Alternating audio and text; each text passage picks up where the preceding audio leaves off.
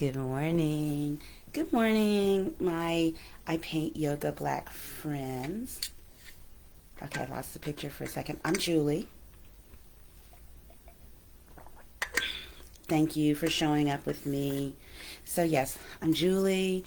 I am one of the teachers in the Color Flow Yoga Studio, as well as the director of the same. And we are back, Cycle 9 people. We're here for you, and we're here for anybody who wants to be a part of this community, who wants to participate, who wants to get free yoga from certified 200-hour teachers who are products of this group, of this very group, and just wanting to get experience, wanting to give back. So that's why we're here. You can message me or just hang around and pay attention to the post if you want to learn more. So our classes, we do have a schedule, and forgive me, as we were finalizing the schedule, I came down with a nasty, nasty summer cold, spring cold, and I still have a cough, getting over it. I tested negative for COVID, but anyway, last week was self-care to the max, in the bed, taking medicine. And so here I am. I haven't posted the Color Flow Studio schedule yet. That includes all of our class offerings, but as teachers, we're letting you know individually as well. So look for that, and today and tomorrow are my days. So there's that little info plug for the Color Flow Yoga Studio. But the reason I'm here this early and not at my scheduled time is today's like my only day I can go and renew my car tag registration, and I'm afraid that I'll get stuck there for too long.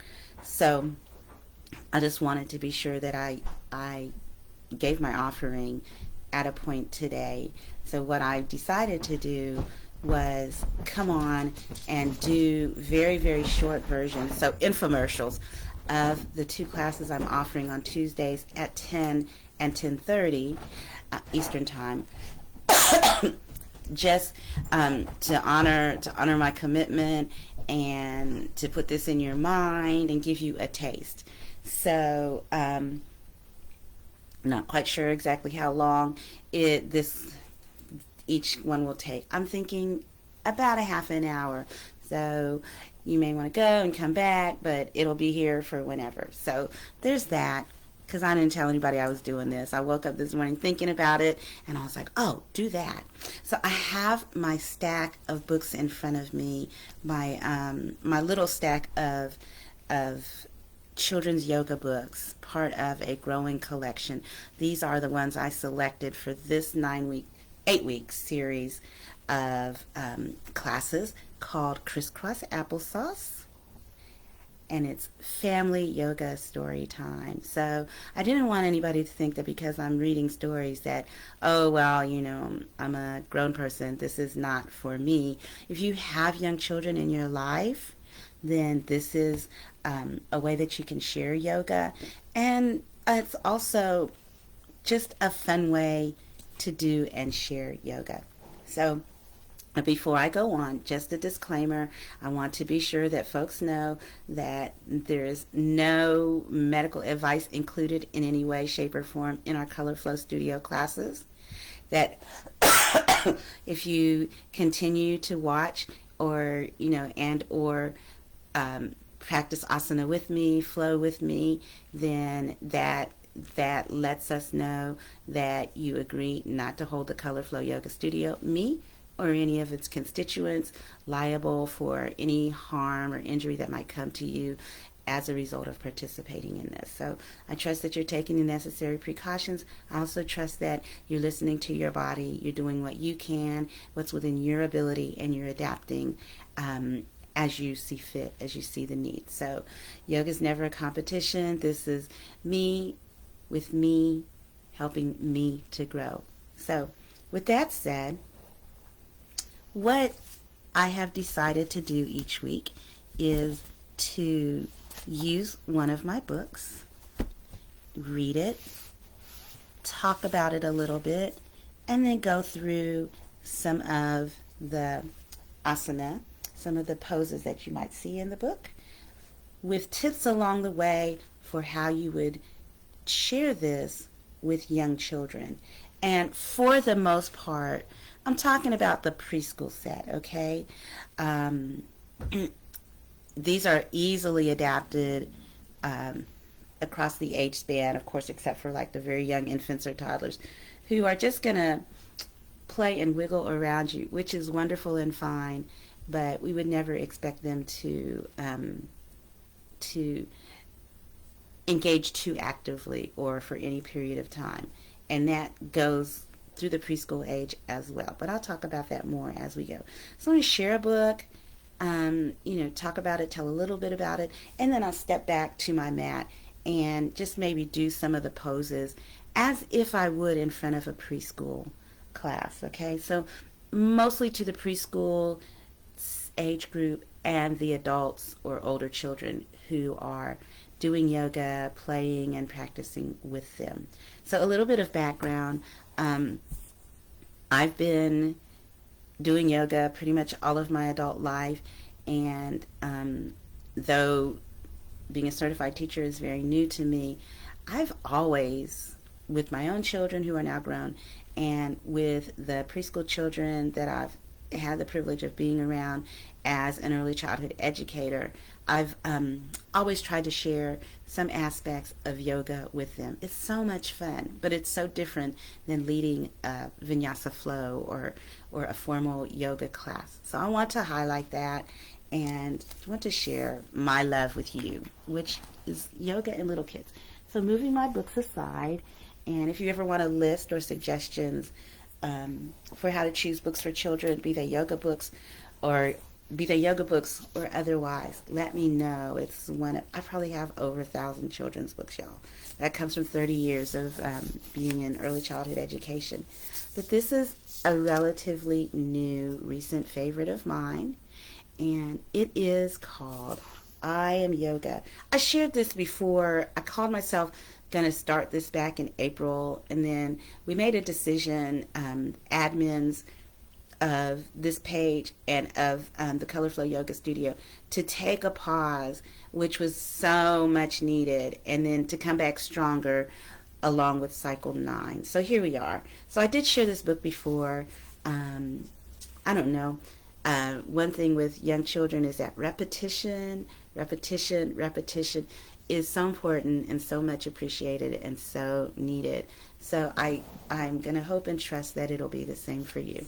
This book is part of a set, and it's called I Am Yoga, and it is by Susan Verde, or Verde, I don't know, and the art is by Peter H. Reynolds.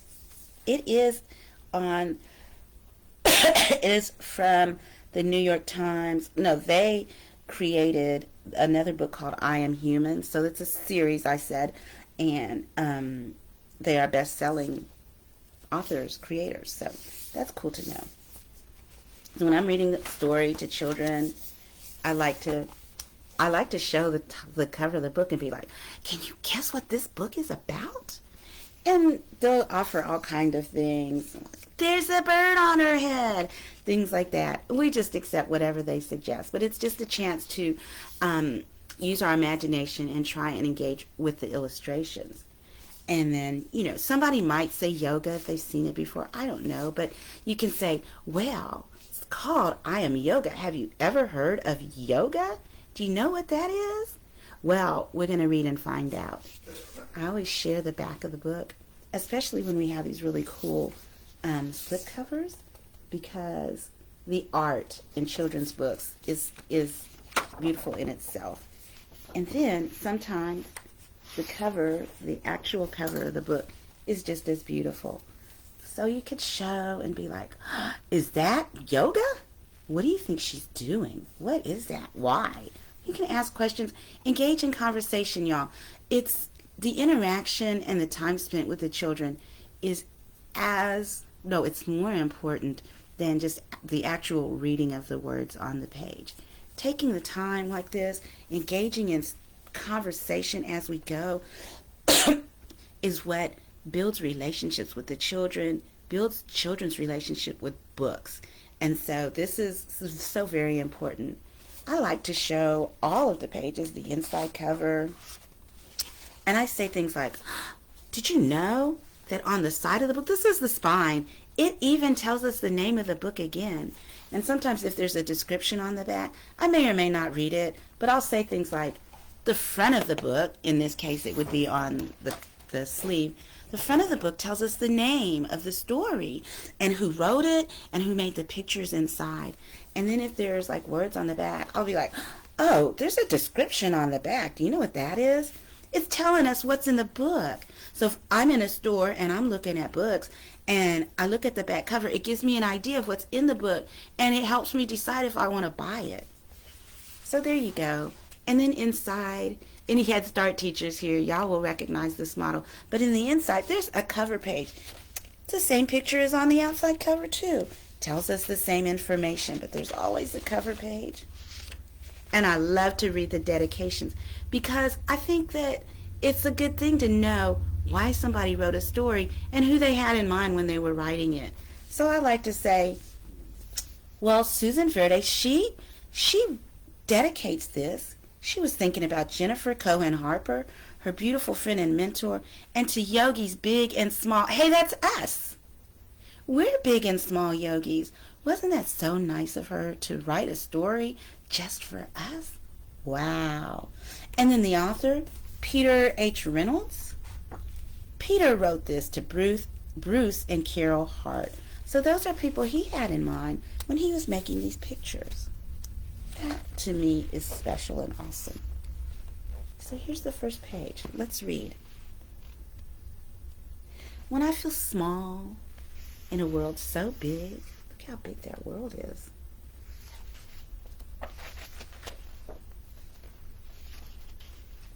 When I wonder where I'll fit in, and kids might want to comment on the pictures and what they see. You might want to ask them questions about the pictures that you see together, especially if you know if it's of special interest to the child. So again, allow the dialogue. I don't have a child with me, so I'll move a little bit faster than you might if you had one or more kids with you. But just know it's perfectly all right. It's highly recommended that you engage the children in a dialogue with the book and the pages. When the world is spinning so fast. Look how the world is spinning for this child. I tell my body, be still. Can you do that? Can you just be still for a moment? Let's try it. Let's try not to fidget for just a little bit of time. Maybe let's sit up straight. Maybe let's take deep breaths and just be still. Try that out. See how that feels.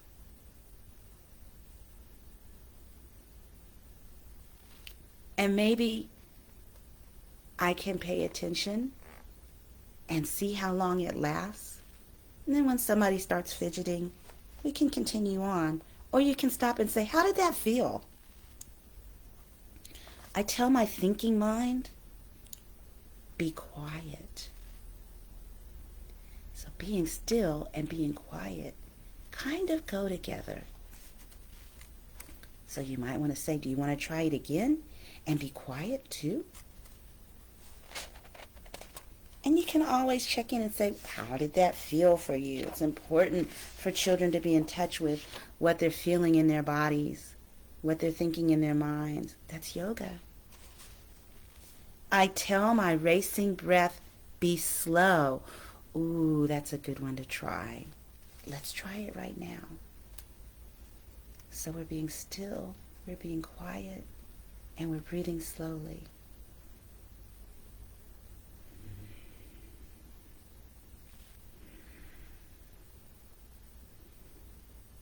Again, pay attention.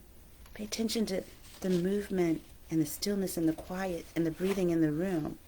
So you can reference back to that.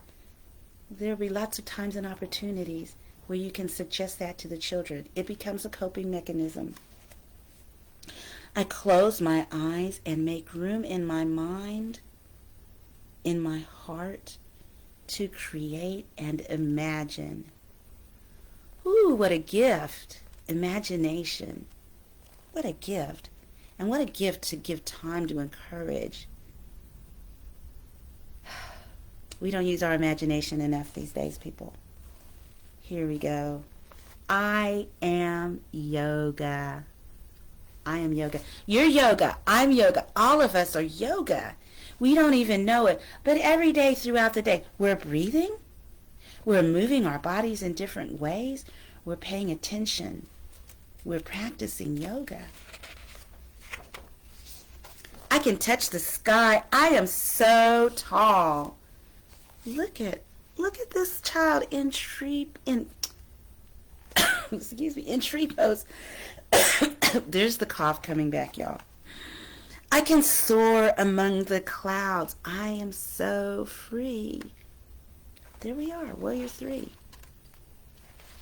The kids don't need to know the names of these poses, or they can too. It's like naming dinosaurs. They like to remember these things. I can sparkle with the stars. I shimmer and shine. There we go with star pose. I can dance with the moon. I light up the night.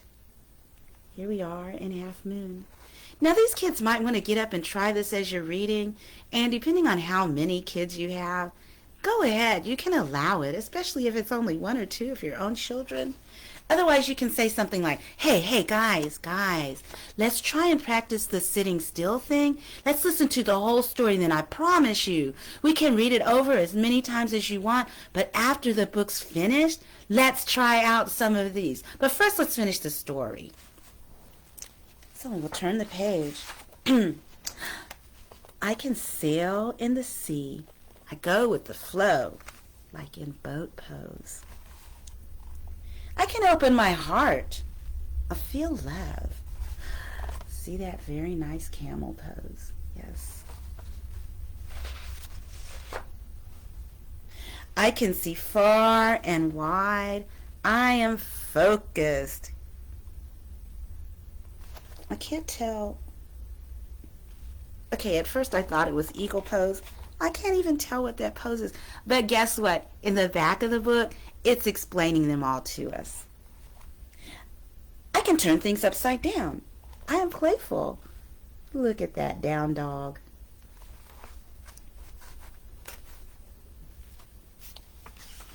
I can turn pages, usually. I can stand up for me. I can stand up for others. This warrior pose. I can stand up for peace. So there we have Warrior 1 and Peaceful Warrior. And Warrior 2 also. Yes. So there's a whole series there on the page. It's a little, very short sequence. I can open up like a flower. I am beautiful. I can carry beauty with me. I am full. There's basket pose.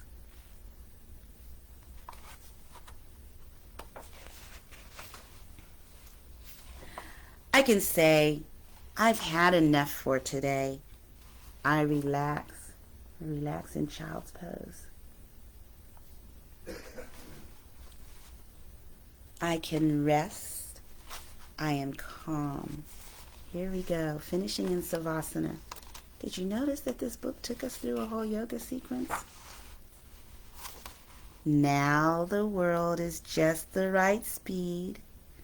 Now my world is just the right size. Now I see. I fit in just fine. I'm yoga. I can be anything. You know what? So can you. So another fun thing I like to do is to look at the poses, the pictures on the cover, you know, with the kids. You know how sometimes they don't really want to hear a story, but they want to look at the book. You can be like, oh, hey, can you find this picture somewhere in the book? And then you flip to the pages and let them find, oh, there it is. I like this last page so much. I fit in just fine. I am yoga. I can be anything. I can do anything. So like I said, sometimes there's an online story time that I haven't done in a while, but I do on on the page for a page called I Paint Yoga Black, and we do story time like a boss. And sometimes I read the stories, and with the intention of the adults seeing it as well.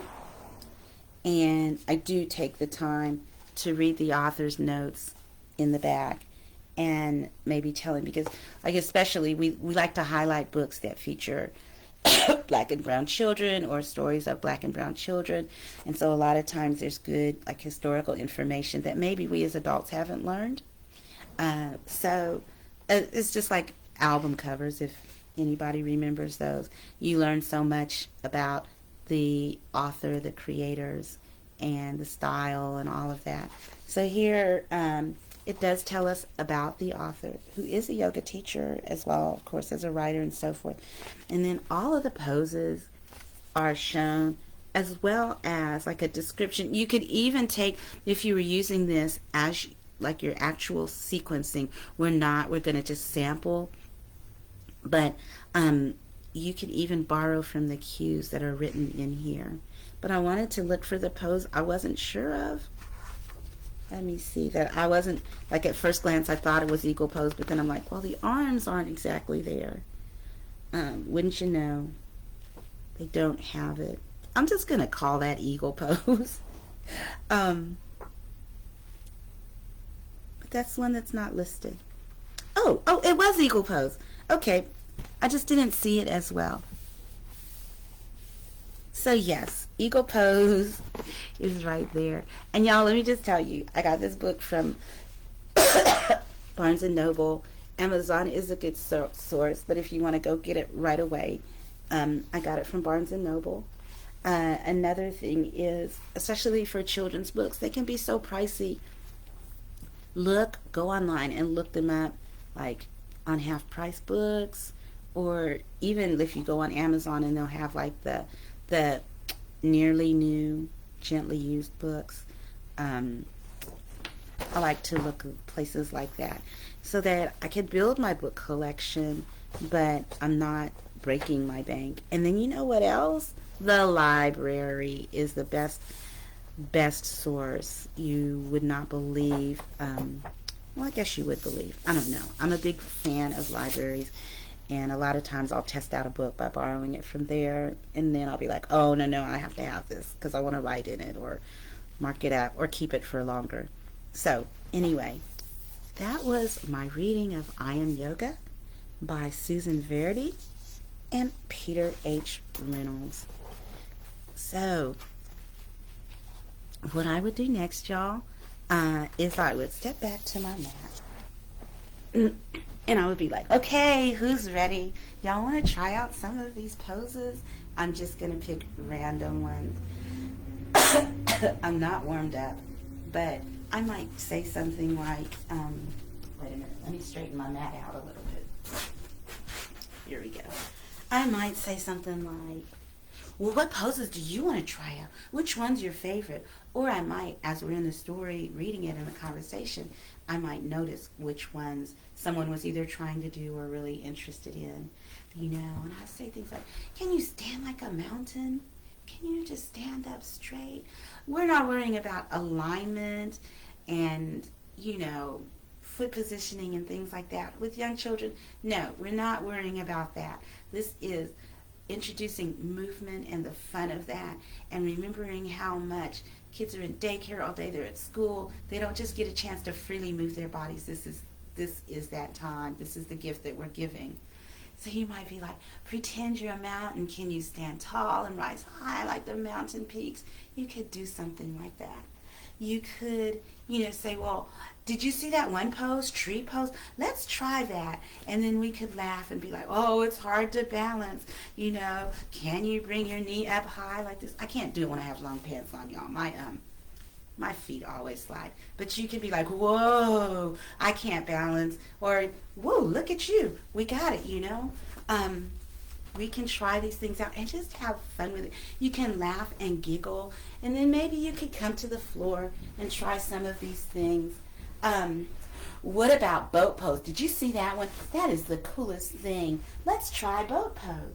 And we'll come into boat pose. Oh, whoops. Be careful. Don't fall down. And giggle with them when they do. And come into the different poses. And you can even, when you sit down, and in a preschool setting, we're like, okay, everybody, crisscross applesauce. And so we could come into this seated position and be like, did you know that's yoga too?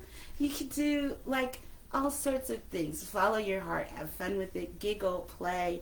Even sometimes, if you notice, to me, like I have a 1-year-old and a 12 minus 5 and a 7-month-old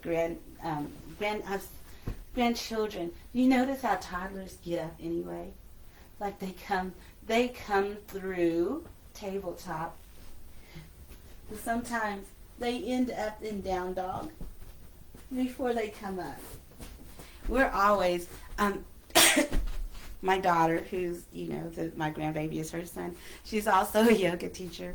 And so we're like yoga on the brain a lot of times. And so we're always noticing what yoga pose the kids are coming through. So anyway, those are just some ways that we can stand. Oh, remember that star pose? That's a favorite. It's a power pose. Did you just know? And you can do this if you're like a teacher, an actual teacher. I can't believe I almost said that. But if you're a teacher with a larger group of kids, walking through the halls or whatever, and you might have to stop and wait for your turn to go potty or something. You can do some of these things. Hey, you guys, let's do some yoga. Who remembers star pose? Let's try that. What about tree? How can you make like a tree? And then you could tell a joke about make like a tree and leave. All these little things, you can incorporate it into your transitions and just into different parts of your day. Use yoga to calm children down. Breathing. I like bubble breathing. Like, let's pretend that we're blowing bubbles. And then, of course, the motion of blowing bubbles. You're blowing in, breathing in. So you can blow out slowly. And the slower you blow, the more bubbles you get.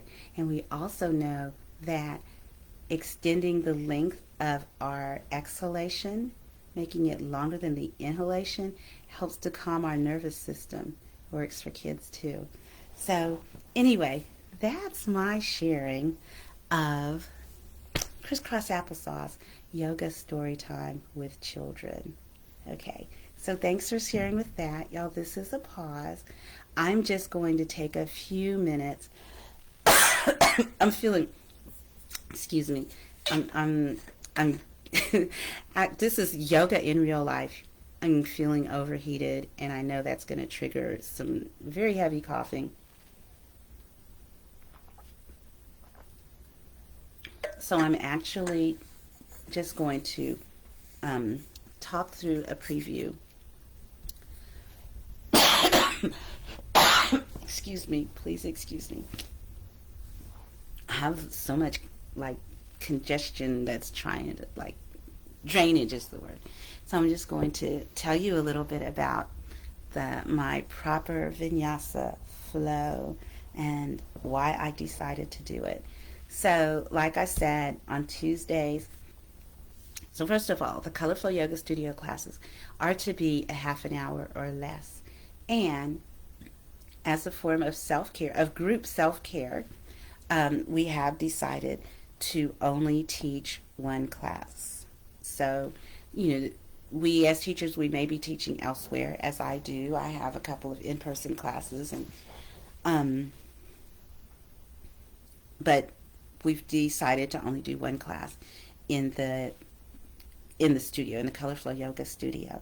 So in the last couple of sessions, I always did 2 classes, and I want to honor whatever we decide, but I had been planning these 2 classes before that decision was made, and I decided to roll with it because as you just saw, the nature of the yoga story time. isn't really like an active flow. And so I decided to put them back to back. Also a form of self-care, so that I would, I would only be devoting one day a week, as opposed to like I was doing, what was I doing, like Monday and Friday or something? It seems so long ago, but it was just March, right? So anyway, that's how I came to be doing these two classes back to back. Again, starting next week, they will be at 10 and 10:30. So okay, here we are, and it's the class is a proper vinyasa flow. I decided to start this class after um, teaching restorative yoga for a couple of sessions and yin yoga for one session, and I really like came to love those styles, and they are very heavy on the use of props, and I just grew more in love with the use of props. So before I became a yoga teacher, all I used really was the blocks and the straps sometimes, but these other things I didn't think of them as props, um, so I didn't use them with intention. So I'm just going to right now highlight what we'll be doing. We'll always be more on the gentle side of vinyasa flow, and we'll always have some kind of prop featured. We may use more, but there'll be always some kind of a prop featured. So I just want to, this is what we always think of. When we think of props, we think of the blocks. um, but some props we don't think of are the floor. There are so many poses, like tree pose, for example. What if I can't hit that position standing? I can always do it. I can do it prone or supine. Matter of fact, I've come to realize I sleep in tree pose with one knee bent up. And so that would be a prone tree pose. So the floor, if we're not able, we haven't developed the balance and things, so many of the positions that we do upright, we can do on the floor. The floor is a prop. The wall is a prop. Our furniture, my couch is right here, and so often, especially like in Warrior 3, or if there's a pose that I know I often need some kind of just something nearby to reach out and touch in case I lose my balance, then I practice in my living room. So my furniture becomes props. So just for fun, we might one day use the couch as a prop. We do legs up the wall. The wall is a prop. Where we use the wall for balance, it's a prop. So things like that to be thinking. I am sitting on one of my favorite blankets that I crocheted. It's a prop because it helps to shift my pelvis forward, and then that causes me to be able to sit upright more comfortably longer. So my blanket's a prop. The mat is a prop. We don't need a mat to practice yoga, y'all. We just need a surface that's not going to be slippery. Flat surface that's not going to be slippery. We may not want to lay down, face down or something, or put our body on it. But, yesterday I taught a class in the park on picnic tables. So the tabletop and the bench became my prop. Does that make sense to you? So props we'll be using for sure, of course, are the mat, the blanket, the wall, my furniture. Also our blocks, straps. I've begun collecting like official yoga bolsters. I'm actually made these things. A yoga bolster.